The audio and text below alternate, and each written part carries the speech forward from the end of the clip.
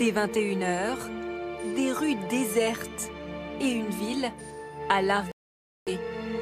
À Paris, voilà à quoi pourrait ressembler le couvre-feu nocturne voulu par le gouvernement.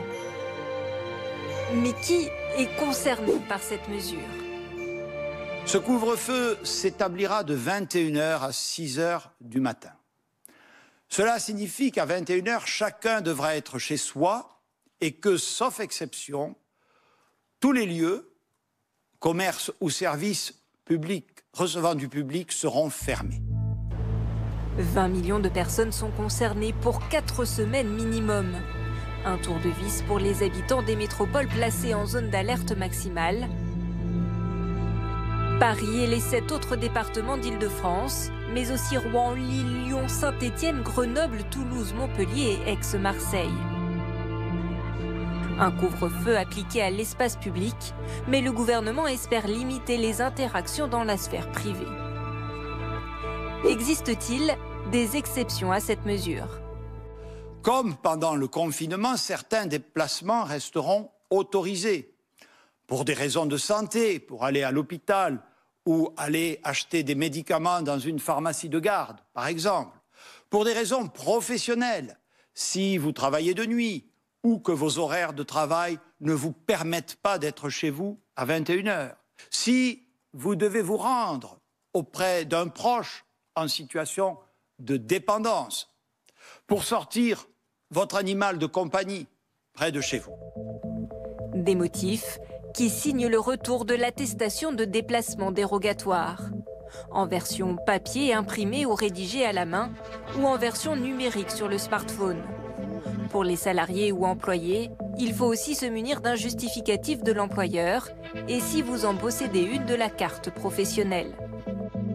Fini les dîners à l'extérieur au-delà de 21 h. Les restaurants qui font de la livraison à domicile pourront, eux, poursuivre leur activité. Mais pour ces travailleurs en horaire décalé, y aura-t-il des transports après 21 h? Oui, métro, bus et tramways continuent de rouler la nuit pour permettre à ceux qui le doivent d'aller travailler.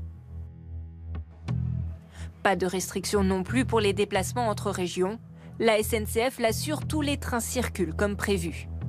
Si vous avez votre train couchette, par exemple, puisque nous allons favoriser les trains couchettes, ou un avion après 21 h, bien entendu, si vous êtes muni de votre billet, de votre justificatif de transport, vous pourrez aller le prendre et ça vaudra dérogation, si je puis dire, au couvre-feu. De quoi rassurer et de ne pas mettre en péril les vacances de la Toussaint. Quelles sont les pénalités en cas de non-respect du couvre-feu? 12 000 policiers et gendarmes sont chaque nuit, entre 21 h et 6 h, spécialement chargés de faire vérifier effectivement les interdictions évoquées par Monsieur le Premier ministre, plus tous les agents de police et de gendarmerie qui travaillent naturellement à la sécurité des Français, qui pourront par ailleurs, avec les polices municipales, lorsque les maires organiseront les services de nuit ou les organisent déjà, faire respecter les règles évoquées par le Premier ministre. Tout contrevenant s'expose à une amende de 135 €, le même montant que pour le non-port du masque. Et au cas où une personne viendrait à enfreindre 3 fois le couvre-feu, elle s'expose à 6 mois de prison et 3 750 € d'amende.